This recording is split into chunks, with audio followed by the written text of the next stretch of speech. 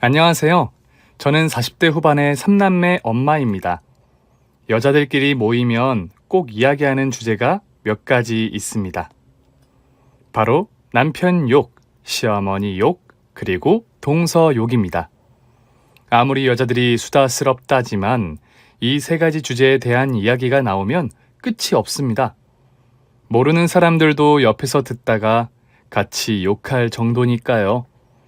얼마나 한이 많았으면 이 문제에 대해 대동단결할 수밖에 없는지 어느 정도 이해가 됩니다.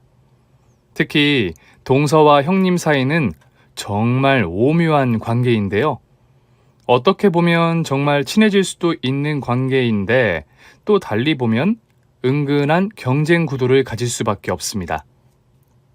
시부모에게 더 사랑받기 위해 온갖 암투를 벌이고 또 동서 자식보다 내 자식이 뒤처지면 사촌이 땅 사서 배 아픈 것 마냥 스트레스를 받습니다.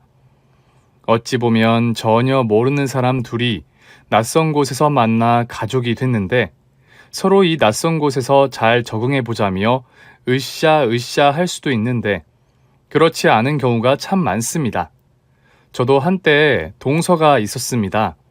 동서와는 정말 친자매처럼 잘 지냈지만 살다 보니 예상치 못한 상황에 휘말려 저와 동서의 사이는 아주 먼 강을 사이에 두고 서로를 그리워하는 그런 신세가 되고 말았습니다.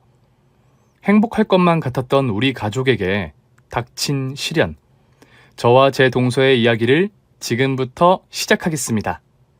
저는 어릴 때부터 항상 어머니에게 이 말을 귀에 딱지가 않도록 들었습니다. 다른 건 다 몰라도 양친 다 있는 사람한테 시집 가야 한다. 부모가 있고 없고 얼마나 차이가 큰 줄 아니? 아예 부모 없는 고아들은 얼굴을 딱 보면 그늘이 져 있어. 아무리 돈 많고 능력 좋다 해도 가정 환경이 중요한 거야. 그러니까 너도 남자 만날 때 양친이 다 계신지 아니면 양친 사랑 속에서 잘 자란 사람인지 그 점은 꼭 보고 결혼해야 해. 엄마 말 알겠지? 엄마는 외할아버지, 외할머니의 사랑을 듬뿍 받고 자란 외동딸이었습니다. 그래서인지 예전부터 엄마 아빠 없는 애들이랑은 놀지도 말라 하셨고 그런 애들을 보면 어머니는 항상 이야기하셨죠. 제발아, 애가 좀 칙칙하지 않니? 저게 엄마 아빠 없이 자란 애들의 얼굴이야. 너하고 쟤랑 혈색부터 차이가 나잖아. 엄마는 무엇 때문인지 부모 없는 아이들만 보면 무슨 벌레 보듯 대했습니다. 그래서 저는 친구들과 함께 있을 때 엄마가 그런 이야기를 하면 정말 너무 싫었습니다. 엄마 아빠 없이 자란 아이들도 착하고 밝은 아이들이 얼마나 많은데 엄마는 왜 저런 편견을 가지고 나한테 이러는지 이해가 안 됐죠. 제가 성인이 되고 어머니는 어떻게 해서든 절 좋은 곳에 시집을 보내려고 부단히 노력하셨습니다. 이제 윤서도 시집 갈 때 되지 않았어? 내가 괜찮은 총각 하나 아는데 소개시켜줄까? 공무원이고 아주 착실해. 양친은 다 계시고? 엄마 아버지는 어릴 때 돌아가셔서 할머니 밑에서 자랐대. 그런데 총각이 얼마나 잘 자랐는지 몰라. 모르고 보면 부잣집 아들 같아 보인다니까. 아니, 지금 내 딸을 고아한테 시집 보내라는 거야? 고아라니? 부모가 있었다니까. 그런데 이봐, 우리 윤서 그런 본데 없는 집안에 시집 절대 안 보내. 아니, 내 딸을 어떻게 보고 말이야? 양친 있다고 뭐 다 잘났냐? 멀리 볼 것도 없잖아. 자기 남편 종갓집 7대 독자면 뭐해? 하는 일 없이 맨날 자빠져서 놀기만 하는데 윤서도 그런 집안에 시집 보내고 싶은 거야? 야, 너 말 다 했어? 다 했다. 왜? 엄마는 이런 소리를 들을 때마다 눈이 뒤집혀서 동네 사람들과 자주 싸우곤 했습니다.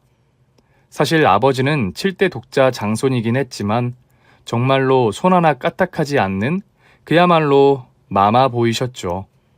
너무 오냐 자란 탓에 아버지 스스로 할 줄 아는 게 하나도 없었습니다. 여보, 물. 여보, 양말. 여보, 나 머리 아파. 약 좀. 아버지는 정말 엄마를 시종 부리듯 부려먹었고 엄마는 그런 아버지의 응석을 다 받아주셨습니다.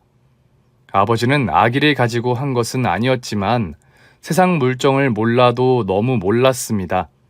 하지만 엄마는 그런 아버지에 대한 불평, 불만 하나 없이 다 해주셨습니다. 엄마, 물 정도는 아빠 보고 떠다 먹으라고 해. 엄마가 아빠 엄마야? 그런 말 마라. 너네 아빠 형제 없이 자라서 얼마나 불쌍하니. 그런데 나는 네 아빠가 형제가 없어서 참 좋다. 그것만으로도 감사해. 그게 뭔 소리야? 너 생각해봐. 너네 아빠 다른 사람처럼 줄줄이 형제가 있어서 신우의 동서의 시동생까지. 아이고, 나는 생각만 해도 싫다. 너도 딱 너네 아빠 같은 사람 만나서 결혼하면 돼. 형제도 없고 양친 다 계시고 너네 아빠 언제 나한테 화 한 번 낸 적 있어? 없잖아.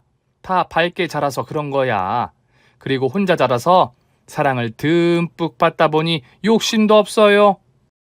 그러니까 너도 명심해. 양친 계시고 형제 없는 사람. 그런 사람이 결혼 상대자로는 딱이야. 다른 엄마들은 보면 직업은 어떤 사람이었으면 좋겠다.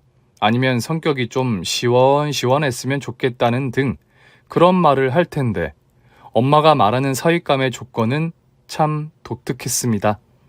그런데 좀 일찍 결혼한 친구들도 결혼하고 나니 남편의 형제 관계가 참 중요하다는 걸 이야기했습니다. 와, 오늘 그 또라이 때문에 나 열받았어. 또라이? 누구? 신우. 아, 왜? 아니, 일하는데 갑자기 전화 와서 지 아버지 생일상을 갑자기 나더러 차리라는 거야. 형님도 있는데 말이야. 그건 좀 심했다. 형님은 서울에 있어서 시간도 없고 거긴 형편이 어려우니까 우리더러 하라는 거지. 그리고 더 웃긴 건 갑자기 사진을 한 장 문자로 보내더라고. 너네 그거 알지? 요즘 돈 케이크라고 돈 돌돌 말아서 케이크처럼 만드는 거 있잖아. 케이크 사지 말고 그걸 나보고 만들래. 미친년 아니야? 야, 그래도 넌 안 봐서 다행이지. 우리 동생은 우리 집을 자기 집처럼 들락거려. 내가 친정에서 얻어온 반찬 맛있다면서 다 가져가고 이제는 아예 반찬 가져갈 반찬통까지 들고 오더라. 어이가 없어서. 야, 너도 시집 잘 가야 한다. 남자 하나 보고 산다는 거 그거 완전 거짓말이야. 신랑이 멀쩡하면 뭐하냐? 딸린 식구들이 개차반이면 신랑도 개차반인 거지. 안 그래? 결혼한 친구들 말을 들으니 딴 세상 이야기 같았지만 나중에서야 친구들과 엄마가 한 말이 뭔지 알겠더라고요. 그러다 아버지가 돌아가시고 저희 집 가세는 기울고 말았습니다. 종갓집 장손이라 종친들이 극빈 대우를 해주었는데 아버지가 돌아가시자마자 다들 싹 등을 돌리셨습니다. 아이고 여보, 아이고 나 이제 어떻게 살라고. 어떻게 가버리면 내가 유세랑 어떻게 살라고. 아이고 아빠. 사람들도 참 무심하지. 살아있을 땐 입에 혀처럼 굴다가 가고 나니 다들 콧배기도 안 비추고 땅이고 뭐고 자기들끼리 다 나눠 갖고 아주 천벌을 받을 놈들. 그렇게 아버지가 돌아가시고 엄마와 저는 작은 아파트를 얻어 생활했습니다. 대궐 같은 큰 한옥에서 살다가 이런 작은 집에서 생활하려니 처음엔 엄마와 저는 적응이 안 돼 많이 힘들었습니다. 어려운 생활이었지만 엄마는 종갓집 장손 며느리였다는 훈장을 절대 내려놓지 않으셨고 자존심 또한 더 지키시려고 노력하셨습니다. 누가 망한 집이라고 뒤에서 수군거리면 바로 가서 똥물을 부어버리고 절더러 애비 없이 시집은 어떻게 보내냐고 하면 그런 말을 하는 사람 입을 찢어버리겠다고 하면서 난리도 아니었습니다. 전 그런 엄마를 보며 엄마가 원하는 사윗감을 꼭 데려와야겠다 생각했죠. 그리고 저는 남자를 볼 때 꼭 엄마 말을 상기시키며 만남을 가지곤 했습니다. 그러던 어느 날 퇴근길에 집에 들어가기도 싫고 그래서 영화를 한 편 보러 갔습니다. 가끔 혼자서 영화를 보러 가는 일도 많았거든요. 영화 상영 시간이 다 돼 겨우겨우 영화관으로 들어갔고 전 제 자리를 찾아 앉았습니다. 영화관이 너무 어두워서 잘 안 보였고 티켓 번호를 보고 전 제자리인 줄 알고 덜썩 앉았죠. 그런데 저기 어머! 전 자리를 빨리 찾는다고 좌석에 사람이 앉아있는 줄도 모르고 그 사람 무릎에 앉아버렸고 당황한 그 남자 또한 너무 놀라서 서로 멀뚱멀뚱 얼굴만 쳐다봤습니다. 영화관에선 큰 소리를 낼 수 없기 때문에 저는 이 찰나의 순간을 어떻게 해결해야 할지 머릿속이 하얘졌습니다. 저기 F10 맞으세요? 네, 어머, J10이네요. 죄송해요. 영화 시작했으니까 일단 제 옆에 앉으세요. 전 거기서 이러쿵 저러쿵 말하는 것도 아닌 것 같아서 그 남자 옆자리에 앉았습니다. 모르는 남자 무릎에 그렇게 앉아놓고 영화가 눈에 들어올 수가 없었습니다. 영화가 끝나면 어떻게 사과를 해야 할지 그것만 머릿속에 가득했죠. 영화가 끝나고 엔딩 크레딧이 올라가고 불이 켜지자 전 그 남자 얼굴을 제대로 볼 수 있었습니다. 수수한 체크셔츠에 면바지 그리고 하얀 얼굴에 좋은 인상을 가진 남자였습니다. 아까는 정말 실례했습니다. 제가 자리를 착각해서... 아니에요. 너무 가벼우셔서 제 무릎에 앉으신 줄도 처음엔 몰랐어요. 아닌데, 저 되게 무거워요. 아닌 것 같은데요. 영화 좋아하시나 봐요. 네. 그냥 혼자서 유일하게 즐기는 취미 생활이에요. 그쪽은요? 저도요. 저렴하게 즐기는 취미 생활이죠. 저기, 혹시 식사하셨어요? 네? 아니요. 이렇게 만난 것도 인연인데, 우리 영화 이야기 하면서 식사나 하실래요? 전 처음 본 사람이랑 밥 먹는 것도 처음이고, 이런 우픈 상황에서 그 남자 얼굴을 바라보며 밥을 먹는 게 맞는지 고민이 됐습니다. 그런데 그 남자 얼굴을 보면 볼수록 거절을 할 수 없었고 전 그 남자와 함께 저녁을 먹기로 했죠. 그 남자가 선택한 메뉴는 바로 분식, 떡볶이와 순대, 그리고 어묵을 시켜 맛있게 먹었습니다. 속으로는 어디 근사한 데 데려가려나 기대했는데 분식집이라 실망은 좀 했지만 그래도 그와 함께 먹으니 순대도 꼭 스테이크처럼 맛있었습니다. 우리 둘은 저녁을 먹고 영화에 대한 이야기를 밤이 새도록 이야기했고 하루 사이에 서로에게 빠져버렸죠. 그리고 그날 이후 우리는 좋은 영화가 나오면 항상 같이 봤고 사랑을 키웠습니다. 그리고 그 남자는 어렵게 말을 꺼냈습니다. 저기 윤서야, 나는 우리가 이렇게 만난 것도 운명이라 생각해.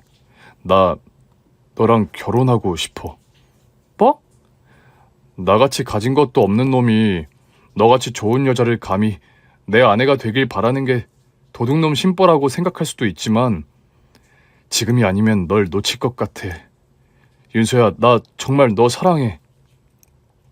전 그의 진심에 마음이 움직였고 저 또한 이 사람이 아니면 안 되겠다는 생각이 들었습니다. 그래서 전 결혼을 결심했고 엄마에게 이 사람을 소개시키기로 마음먹었습니다. 그런데 생각지 못한 문제가 있었습니다. 그는 어릴 때 부모로부터 버려져 동생과 함께 고아원에서 자랐고 지금 가족이라곤 남동생밖에 없다고 했습니다. 분명히 엄마가 이 이야기를 들으면 난리가 날 텐데 이 문제를 어떻게 넘어야 할지 걱정이 태산이었죠. 하지만 이왕 부딪혀야 할 거 빨리 부딪히는 게 낫겠다 싶어서 전 엄마에게 그를 소개시키기로 마음먹었습니다. 그래, 어서 와요. 집이 좀 누추해서 이해 좀 부탁해요. 이 정도면 궁궐이죠. 전 한 번도 아파트에 살아본 적이 없어서요. 그래요? 주택에서만 사셨나 보네. 아니요, 고아원 나와서 센터에서 살다가 얼마 전에 동생이랑 겨우 방 하나 얻었어요. 고아원? 엄마, 그게 아니라 너 지금 결혼할 사람이라고 데려온 게 고아라고? 어머니, 저도 제가 고아라서 이렇게 윤서랑 결혼 결심하기까지 많이 고민했습니다. 그런데 저 윤서 호강시켜줄 자신 있습니다. 그러니 엄마는 고아라는 이야기를 듣자마자 찬물을 끼얹어 버렸고 차마 입에 담지도 못할 욕을 했습니다.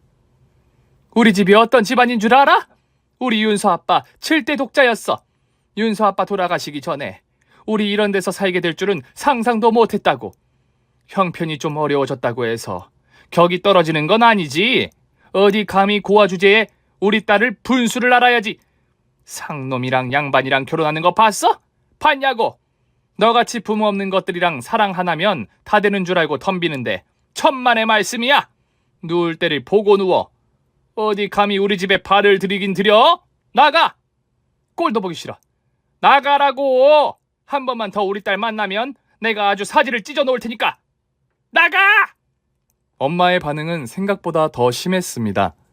이렇게 막말을 해댈 줄은 생각도 못했습니다. 전 그가 그렇게 당하는 걸 보고도 한마디 할 수도 없었습니다. 너무 속상해서 눈물만 계속 흘렸고 엄마의 성격을 알기 때문에 제가 말을 보탰다간 그가 더 심한 말을 들을 것 같아서 바보같이 가만히 있었습니다. 미안해. 정말 미안해. 괜찮아. 어차피 겪어야 할 일이었어. 괜찮아. 뭐가 괜찮아? 뭐가 괜찮냐고. 윤서야. 저는 그날 이후 엄마와 한마디도 하지 않았고 이렇게 넋놓고 있다간 그와 헤어질 것 같아서 전 엄마에게 편지를 남기고 가출을 했습니다. 엄마, 나 그 남자 아니면 안 되겠어. 엄마가 바라는 양친 다 계시고 형제도 없는 그런 사람은 찾기도 싫고 내가 원하는 사람이 아니야. 난 그냥 내가 사랑하는 사람과 사는 게 마음 편할 것 같아. 엄마가 마음이 좀 진정이 되면 그때 엄마를 다시 보러 올게. 못난 딸 키워줘서 감사하고 나중에 웃으면서 만나길 기도할게. 엄마 사랑해. 안 된다고 윤서야. 전 그렇게 그의 집으로 들어갔고 시동생 부부와 작은 단칸방에서 신혼을 시작했습니다. 단칸방이다 보니 방 가운데 커튼을 치고 저희는 작은 신혼방을 만들었고 그때는 둘이 있는 것만으로도 좋아서 가난해도 그저 웃을 일만 있었죠. 하지만 동서는 갑자기 형님이 생겨 좀 놀라기도 했지만 그래도 저에게 많은 의지가 되어 주었습니다. 형님, 이제 아주버님이랑 같이 가락시장에서 과일 도매업 한다니까 형편이 좀 필 거예요. 그때는 방 2개짜리 아파트로 이사 갈 수 있겠죠? 그럼 돈 버는 사람이 집에 3사람이나 있는데 아파트 이사 가는 거 금방이야. 동서는 몸이나 잘 챙겨. 결혼했을 때부터 지병이 있었던 동서는 늘 몸이 약했습니다. 형편이 어려운데도 건강이 안 좋으니 일을 하러 갈 수도 없었죠. 한 달 병원비와 약값도 만만치 않게 나가서 시동생과 남편이 번 돈은 절반 이상이 동서에게 쓰였습니다. 그래도 전 불평불만 하나 하지 않았습니다. 가족이니까 그럴 수 있다고 생각했죠. 형님, 죄송해요. 저 때문에 매달 이렇게 생활비가 모자라서. 그런 말이 어딨어. 만약 내가 아팠어도 동서 그렇게 말할 거야? 아니잖아. 그러니 얼른 낫기나 해. 병원비 걱정은 하지 말고, 응? 형님은 이런 가난이 싫지 않으세요? 글쎄, 난 지금 내가 가난하다고 생각해 본 적이 없어. 돈이 없는 걸 가난하다고 말한다면 가난이지. 그런데 나는 마음이 편하면 돈 없어도 행복하니까 차라리 이게 낫다고 생각해. 내가 사랑하는 사람이랑 살고, 그리고 사랑하는 사람 가족들이랑 같이 사는 이게 가난이 아니라 행복 아닐까? 형님은 있는 집에서 자라서 그런지 늘 긍정적이시네요. 뭐든지 좋게 생각하면 좋게 일이 풀려. 그러니까 자꾸 안 좋은 생각하지 말고 서방님 오면 늘 웃는 얼굴로 대해줘. 서방님도 많이 힘드실 거니까. 저만큼 힘들까요? 어? 동서는 한 번씩 결혼 생활에 대한 회의감이 드는 것 같았습니다. 가난을 벗어나 결혼을 했는데 다시 또 가난을 짊어지고 살아가야 하니 힘에 부친다는 말을 많이 했습니다. 전 그런 동서를 볼 때마다 힘내라고 다독여 주었죠. 그날도 평범한 하루였습니다. 남편과 시동생은 일을 하러 간다며 아침 일찍부터 나갔고 저도 출근 준비를 하느라 바빴죠. 출근하고 나서 자리에 앉자마자 모르는 번호로 전화가 왔습니다. 안상식 씨 보호자 되시죠? 그런데요? 지금 병원으로 좀 오셔야 할 것 같습니다. 오전에 안상식 씨와 동생으로 보이는 분이 교통사고가 나서... 네? 아니, 아침에 그렇게 멀쩡하게 나간 두 사람이 교통사고라니. 저는 제발 크게 안 다쳤길 바라며 병원으로 뛰어갔습니다. 그런데 병원에 도착하자마자 그 정신없는 응급실에서 제 눈에 들어온 건 하얀 천으로 감싼 두 사람이었습니다. 저보다 먼저 병원에 도착한 동서는 망연자실해 바닥에 주저앉아 소리도 내지 않고 눈물만 흘리고 있었습니다. 형님, 저 이제 어떻게 살아요? 앞으로 저 가족이라곤 남편밖에 없었어요. 근데 저 어떻게 살아요? 이거 정말 말이 안 되잖아요.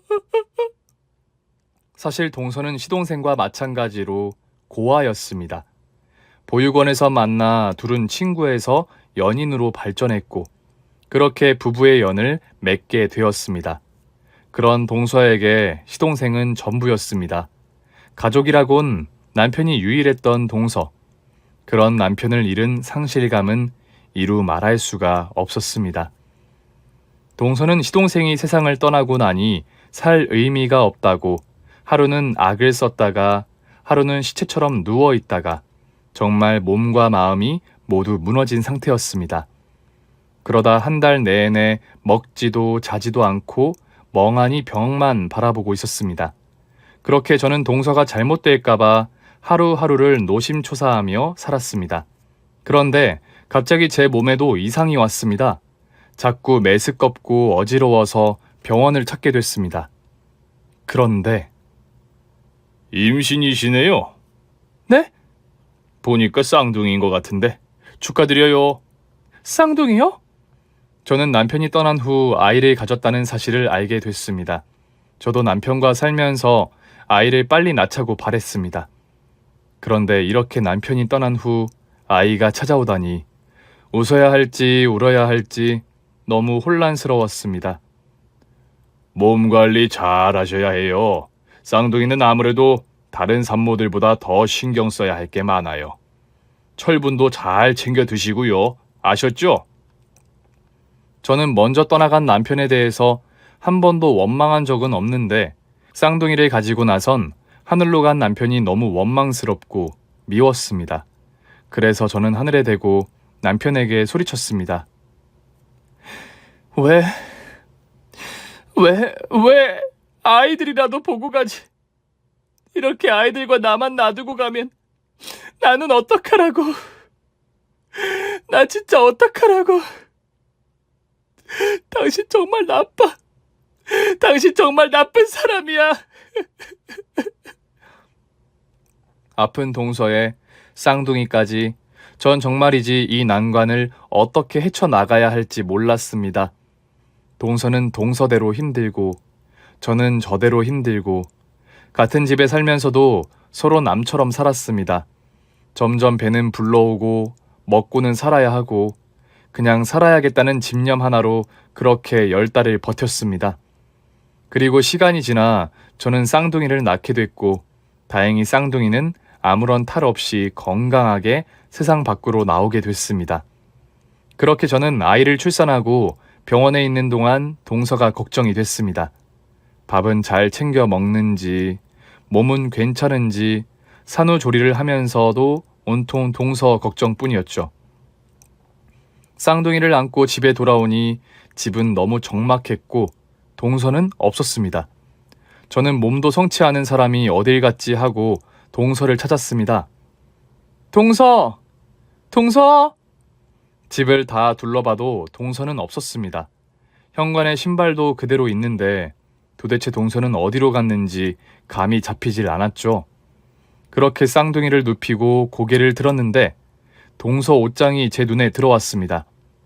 그런데 순간 식은땀이 흐르면서 설마라는 생각이 들었습니다. 그런데 동서? 옷장을 열어보니 동서는 스스로 해서는 안 될 극단적인 선택을 하고 말았습니다. 동서? 왜 이러면 안 돼! 안 된다고! 저는 당장 동서를 옷장에서 꺼냈고 119를 불렀습니다. 다행히 골든타임을 놓치지 않고 병원에 도착해서 동서는 간신히 목숨을 건질 수 있었습니다. 전 동서가 깨어나자마자 너무 화가 나서 소리를 쳤습니다. 동서 정말 미쳤어? 죽으면 다야? 죽으면 다냐고, 어? 내가 동서 걱정 얼마나 하는지 몰라? 몰라서 이러냐고! 나 이제 쌍둥이, 동서까지 이러면 나 정말 못 살아. 죽어. 나 죽는다고. 형님, 죄송해요. 정말 저도 어쩔 수가 없었어요. 동서는 너무 힘들어서 그랬다고 말했습니다. 동서가 힘든 이유는 제가 쌍둥이까지 가진 마당에 자기까지 짐이 될까봐 그런 선택을 했다고 말했습니다. 동서는 나한테 짐 아니야. 내가 일 나가면 쌍둥이 누가 봐줘? 동서가 봐줘야지. 동서가 우리 쌍둥이 작은 엄마잖아. 제가 작은 엄마네요. 동서 조카들 잘 봐주고 내가 밖에 나가서 돈 열심히 벌어올게. 그러니까 제발 이런 짓 절대 하지 마. 생각도 하지 마. 알겠어? 그땐 나 진짜 동서 안 볼 거야. 그렇게 저는 동서를 달랬고 동서는 쌍둥이들을 보며 조금씩 웃음을 되찾아가는 듯 했습니다. 동서 덕분에 저는 일에 전념할 수 있었고 신혼 초부터 모아온 적금을 탈 날이 드디어 다가오게 됐죠. 동서! 나 내일 적금 타는 날이다. 우리 적금도 타는 마당에 먹고 싶은 것 실컷 먹자, 응? 동서 뭐 먹고 싶어? 전 뭐 별로 생각 없어요. 우리 쌍둥이들 기저귀 값 대느라 힘드실 텐데 거기에 쓰세요. 그래도 동서 먹고 싶은 거 말해봐. 이 형님이 다 사줄게. 동서는 그냥 제 말에 그저 웃기만 했습니다. 저는 그동안 쌍둥이들을 너무 잘 봐준 동서에게 뭐든지 다 해주고 싶었죠. 그리고 동서도 건강이 회복되면 좋은 짝을 찾아 다시 가정을 이룰 수 있게 저 나름대로 계획이 있었습니다. 다음날 저는 적금을 타고 룰루랄라 집으로 갔죠. 동서, 나 여기다가 돈 넣어놓을 테니까 집에 있으면서 잘 좀 봐줘. 내가 다음 주 월요일에 적금 나눠서 또다시 적금 통장 만들 거거든. 그러니까 잘 좀 봐줘. 네, 형님. 전 그날 밤 너무 피곤했던 나머지 쌍둥이를 안고 금방 잠이 들었습니다. 적금을 타고 나니 마음도 뿌듯했고 아이들과 동서 이렇게 더 행복하게 살아야지라고 생각하며 잠이 들었습니다. 그런데 다음날 아침에 일어나 보니 동서는 없었습니다. 동서? 저는 또 라는 생각이 들었습니다. 동서가 장롱에서 극단적인 선택을 했던 그때 일이 생각나 너무 무서웠습니다. 저는 다시 동서의 장롱을 조심스레 열었습니다. 그런데 아니, 여기 있던 옷이 다 어디 갔어? 어? 옷장에서는 동서 옷이 하나도 없었고 장롱은 원래 비어 있었던 것 마냥 흔적도 없이 깨끗했습니다. 저는 순간 머리에 확 하고 떠오르는 게 있었습니다. 동서한테 그렇게 신신당부했던 제 적금이 있는 곳을 동서는 알고 있었습니다. 만약 적금이 없어졌다면 분명 동서는 이 집을 나갔을 것이다 라는 생각이 들었죠. 이불장 밑에 숨겨두었던 제 적금은 동서와 함께 흔적도 없이 사라졌고 집을 둘러보니 동서의 물건은 하나도 없었습니다. 원래 이 집에 살지 않았던 사람 마냥 말이죠. 전 머릿속으로 아니라고 부정했지만 현실은 그게 아니었습니다. 동서는 제 적금을 들고 집을 나가버린 것이었습니다. 속된 말로 돈 들고 튄 거죠. 전 이 사태를 또 어떻게 해야 하나 생각하니 머릿속이 복잡해졌습니다. 머리는 복잡해 죽겠는데 쌍둥이들은 엄마 찾으며 칭얼거리고 정말 돌아버릴 것 같았습니다. 이 애들을 저 혼자 어떻게 키우며 살아가야 할지 정말 답이 없었습니다. 동서에게 아무리 전화를 걸어봐도 소용없었습니다. 동서는 전화번호를 해지시킨 후 흔적도 없이 사라졌고 가족도 없었기 때문에 물어볼 데도 없었습니다. 경찰에 신고도 하려 했지만 돈 들고 튄 사람을 무슨 수로 찾겠습니까? 그리고 제 가족인데 신고한다는 것도 너무 부끄러운 일이라는 생각이 들었습니다. 그렇게 세월이 흘러 저는 쌍둥이를 이곳저곳 맡기면서 직장도 다니고 알바를 하면서 두 아이를 키웠습니다. 정말 하루에 2시간도 잠을 못 잘 정도로 저는 일하고 애 보는 것에만 집중했습니다. 그리고 시간이 지나 우리 아이들이 초등학교 들어갈 무렵이었을 겁니다. 하늘이 도우신 건지 청약에 당첨이 돼 작은 아파트를 장만할 수 있었고 또 오랫동안 연락하지 않고 지냈던 친정 어머니가 절 찾아왔습니다. 이거 사! 이러려고 애미 마음에 대못을 박은 거야? 이거 사! 엄마는 그동안 제 걱정 때문에 하루도 편할 날이 없었다고 했습니다. 그리고 아버지에게 남겨진 땅을 찾게 돼 형편도 훨씬 나아지셨습니다. 엄마는 쌍둥이 손자들을 보더니 그동안 저에게 서운했던 마음도 사르르 녹아내리셨고 그렇게 제가 싱글맘으로 사는 걸 인정해 주셨죠.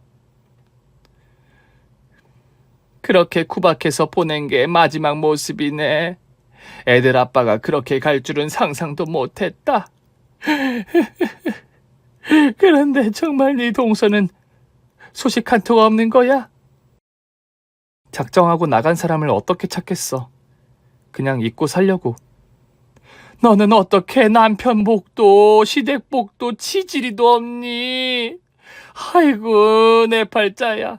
내가 널 어떻게 키웠는데. 엄마, 다 지난 일이야. 그만 울고 우리 쌍둥이를 잘 좀 돌봐줘. 응? 이후 저는 친정엄마의 도움으로 조금 더 형편이 나아졌고 아이들도 친정엄마가 맡아주신 덕분에 일도 편하게 할 수 있었습니다. 그런데 쌍둥이들을 엄마 집에 맡기고 모처럼 주말 낮잠을 자고 있는데 누군가 우리 집을 찾아왔습니다. 누구세요? 누구냐고 아무리 물어도 대답이 없었고 인터폰으로 봐도 사람의 흔적은 없었습니다. 전 뭔가 해서 현관문을 열었는데 문을 연 순간 너무 놀라 전 뒤로 나빠졌습니다. 웬 노숙자가 저희 집 앞에 떡하니 서 있는 겁니다. 누구세요? 그러자 너무나도 익숙한 목소리가 제 귀에 들렸습니다. 형님, 저예요. 그리고 얼굴을 자세히 보니 동서 얼굴이 맞았습니다. 8년 전 제 적금을 들고 튀었던 동서였습니다. 동서? 정말 동서야? 네, 형님. 동서의 꼴은 말이 아니었습니다. 정말 길 가다 보면 못 알아볼 정도로 머리부터 발끝까지 성한 데가 없었죠. 얼마나 못 먹었는지 몸은 삐쩍 말라서 뼈다귀만 남은 상태였습니다. 전 이런 동서를 보고 화를 내야 할지 반갑다고 해야 할지 판단이 안 섰습니다. 그렇게 돈 들고 나가서 7년 동안 연락 한 번 없다가 우리 집은 어떻게 알아내서 이렇게 날 찾아온 거야? 그리고 꼴은 이게 뭐야? 내 돈 들고 그렇게 나갔으면 잘 먹고 잘 살아야 되는 거 아니야? 형님, 죄송해요. 그런데 형님. 동서가 내뱉은 그 다음 말은 더 가관이었습니다. 저 밥 한 끼도 못 먹었어요. 저 밥 좀 주세요, 형님. 어이가 없었습니다. 제가 그렇게 어렵게 모은 적금을 들고 달아난 동서가 8년 만에 찾아와서 밥 달라고 하다니, 여러분은 이런 상황에서 밥을 주겠습니까? 전 정말 놀부 마누라처럼 밥이 묻어있는 밥주걱을 뺨에다가 갈기고 싶었습니다. 그런데 전 그럴 수가 없었습니다. 너무 말라서 몰랐는데 동서의 배를 보고 전 깜짝 놀랐습니다. 동서 임신했어? 형님, 저 어쩌면 좋아요. 배는 불러서 힘들다며 절 끌어안는데 사람이라고 할 수 없을 정도로 몸에서는 구린내가 진동했고, 이 추운 겨울에 여름 옷을 입고 다 떨어진 슬리퍼를 신고 있는 동서를 보니 씻기고 밥부터 먹여야겠다는 생각부터 들었습니다. 일단 밥부터 먹어. 고맙습니다, 형님. 얼마나 배가 고팠으면 그릇째 입에다 갖다 대고 허겁지겁 얼마나 잘도 먹던지. 그런 동서를 보면서 불쌍하기도 하고 정말 저게 사람인가 싶을 정도로 밉기도 했습니다. 그런데 저는 도저히 이해가 안 되는 게 애까지 가져서 왜 8년 만에 절 찾아온 거냐는 겁니다. 전 동서를 붙들고 이야기를 했죠. 난 8년 전 일 절대 용서 못해. 내가 얼마나 힘들고 어렵게 살았는 줄 알아? 그래, 돈이야 없을 수 있지. 그런데 다른 사람도 아니고 동서가 나한테 이럴 수가 있어? 어? 내가 동서한테 어떻게 했는데? 지난 일 돌이킬 수도 없는 거고 지금 왜 이렇게 됐는지 그것부터 말해봐. 형님, 저 쫓기고 있어요. 쫓기고 있다고? 누구한테? 뱃속에 아이 할머니한테 쫓기고 있어요. 저 좀 살려주세요, 형님. 몸이 약한 동서는 서방님과 그렇게 노력을 해도 아이를 갖지 못했고, 그런 동서가 8년 만에 나타나 지금 아이를 가졌고 아이의 할머니가 되는 시어머니한테 쫓기고 있다는 말이 저는 이해가 되지 않았습니다. 아니, 뭐 때문에 쫓기는 거야? 어? 뭐 때문에?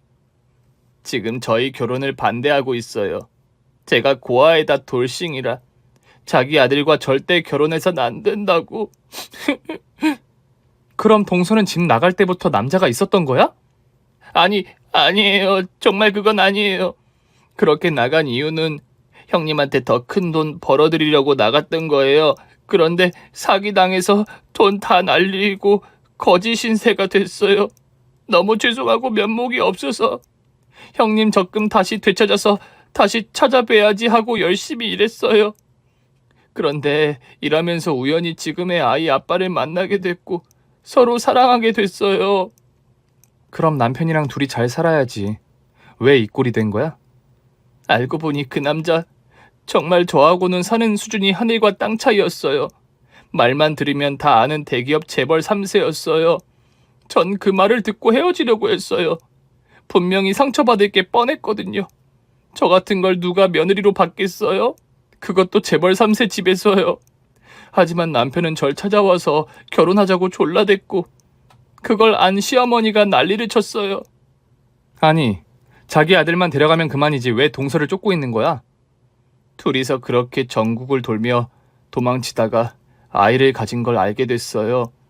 시어머니는 또 그걸 어떻게 알았는지 초반에 싹을 잘라야 한다며 절 찾아서 아이를 없애려고. 전 시어머니가 제가 사는 곳을 알아낸 걸 알고 맨발로 그냥 도망쳤어요. 그리고 한두 달을 거리에서 먹고 잤죠. 어디라도 몸을 좀 뉘이고 싶었지만 시어머니는 어떻게 해서든 절 찾아서 저 세상으로 보낼 생각만 했거든요. 전 너무 무서웠고 아이를 지키기 위해서 남편도 버리고 이렇게 형님한테 찾아오게 된 거예요. 아니, 아니, 자기 손자를 가졌는데 어떻게 그런 생각을 할 수가 있어? 모르겠어요, 형님. 그냥 저란 존재는 자기 아들 잡아먹는 벌레 같다고 얘기했어요. 저희 둘 떼어놓으려고 정말 안 한 짓이 없었어요. 전 그걸 못 참아 몇 번이나 헤어지려고 했지만 남편이 절대 헤어질 수 없다고 그래서 이렇게 된 거예요.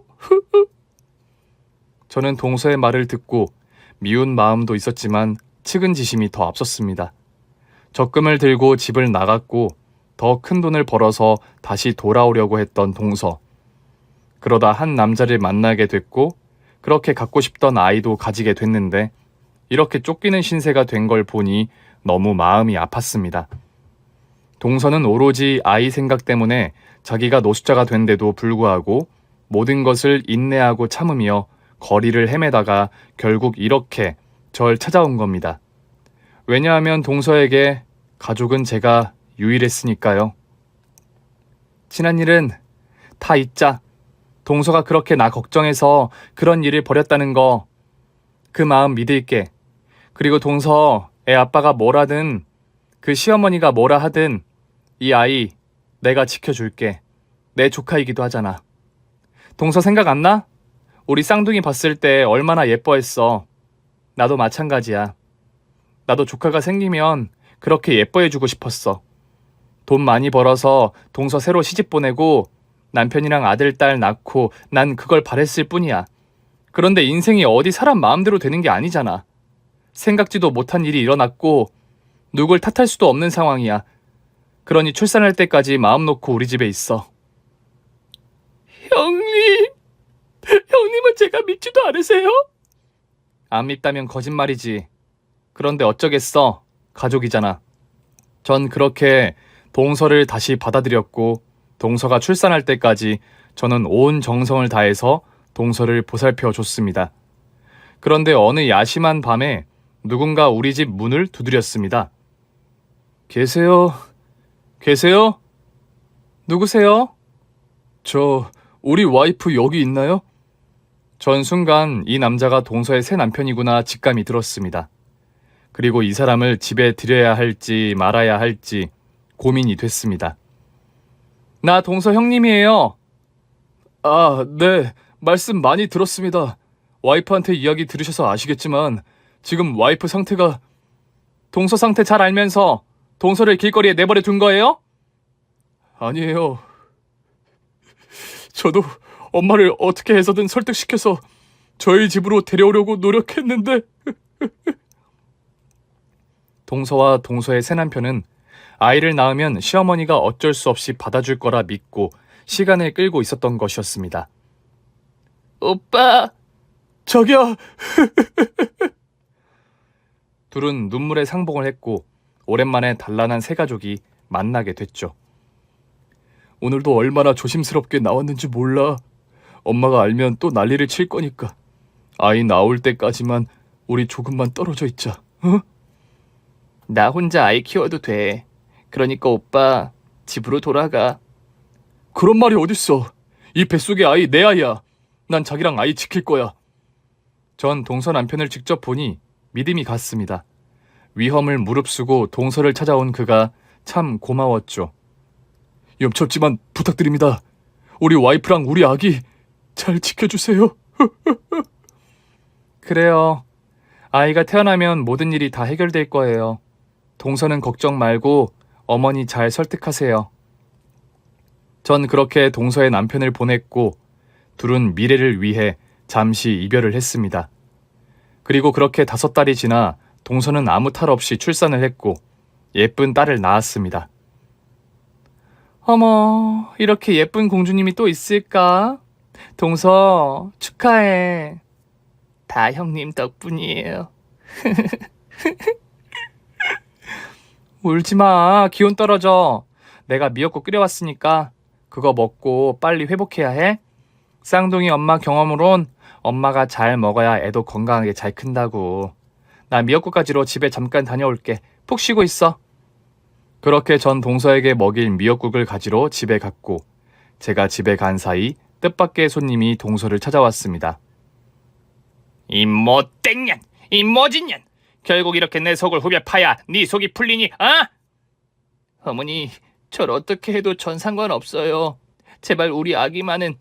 내가 미쳤냐? 내 핏줄한테 해코지하게. 네? 딸이란 소식에 회장님 지금 너무 들떠서 너랑 아기만 기다리고 계신다. 나도 이제 너희들한테 두 손 두 발 다 들었다. 손주까지 태어난 마당에 이 늙은이가 욕심부려서 뭐하게 했니? 얼른 짐 싸라. 집으로 가자. 어머님. 그런데 너 고아라 가족도 없는데 누가 널 이렇게 거둬준 거니? 저한테 유일한 가족이요. 제 형님. 저기 오시대요. 형님. 전 동서의 시어머니가 온 걸 알게 됐고 그동안 동서를 그렇게 모질게 대한 것에 대해 한풀이를 하려고 단단히 마음을 먹고 있었습니다.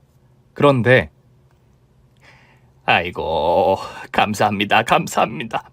우리 며느리 그리고 우리 귀한 손녀 잘 돌봐주셔서 감사합니다. 뜻밖의 전개에 전 당황했고 이 사과를 어떻게 받아야 할지 난감했습니다. 보니까 동서에게 했던 그동안의 일들을 후회하시는 것 같은데 저 또한 그렇습니다. 동서는 제 가족입니다. 제가 돌보는 게 당연했고요. 감사하실 필요 없습니다. 앞으로 우리 동서 잘 부탁드립니다. 제가 누굴 닮아서 저렇게 착하나 했더니 형님을 닮았네요. 제가 아무리 모진 소리를 해도 말대꾸 한 번 안 했어요. 저런 착한 애한테 제가 너무 몹쓸 짓을 했습니다. 동서의 시어머니는 그렇게 무릎을 꿇고 통곡하며 그동안의 일들을 참회했습니다. 그리고 동서는 그렇게 아이와 함께 시댁으로 들어가 살게 되었죠. 그런데 어느 날 전화가 왔습니다. 여보세요? 저 여기 넉넉은행입니다. 차혜라 씨가 정윤서 씨 앞으로 10억을 보내신다고 하십니다. 은행에 오셔서 서류 작성하시고 돈을 찾아가시길 바랍니다. 10억이요? 전 말도 안 되는 금액에 너무 놀라서 은행으로 찾아갔고 거기엔 차혜라, 그러니까 동서의 시어머니가 있었습니다. 아이고 사돈. 아니 이게 어떻게 된 일인지. 돈밖에 없는 늙은이 성의입니다. 제발 받아주세요. 그래야 제 마음이 편합니다. 동서의 시어머니는 동서를 잘 보살펴준 고마움을 이렇게 큰 돈으로 보답했습니다. 가족이 가족을 돌보는 건 당연한 건데 제가 이걸 어떻게 받겠습니까? 아닙니다. 이거 안 받으시면 저 우리 회장님한테 혼납니다. 제발 받아주세요. 저는 그렇게 하루아침에 10억을 가진 쌍둥이 엄마가 됐고 후에도 저에 대한 사돈어른들의 사랑은 끝이 없었습니다.